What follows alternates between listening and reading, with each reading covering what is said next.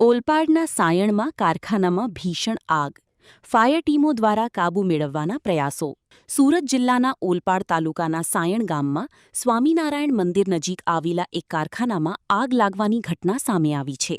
આગ લાગતા વિસ્તારમાં અફરાતફરીનો માહોલ સર્જાયો હતો.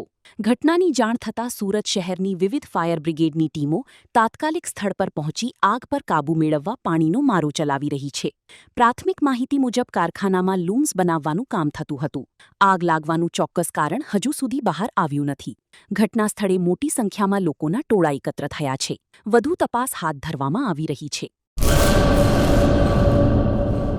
કચ્છમાં બાગાયતી ક્રાંતિ બાદ જળ ક્રાંતિ માટે તત્પર છે શ્રીનાથજી એગ્રો કોર્પોરેશન.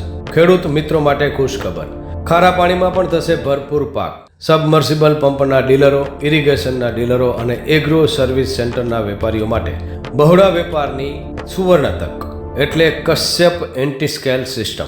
આ મશીન ખારા પાણીને પણ ખેતી લાયક બનાવે છે. આ મશીન મેગ્નેટિક નથી. ડીલરશીપ આવકાર્યા. મોંઘું બિયારણ વાયું, સારું ખાતર નાખ્યું, પણ આ ખારા પાણીને લીધે પાકનો ઉગાવ નો થયો તે નો જ થયો અને ઉપજ નો નીકળી. ભલા માણા મૂંઝાય છે શેનો? ખેતરમાં લગાવ કશ્યપ એન્ટીસ્કેલ મશીન, જે ખારા પાણીને બનાવે ખેતી લાયક અને ફળદ્રુપ જમીન સાથે આપે મબલખ પાક. સંપર્ક Shrinathji agro corporation, Prahlad Nagar road, SJ highway, Ahmedabad.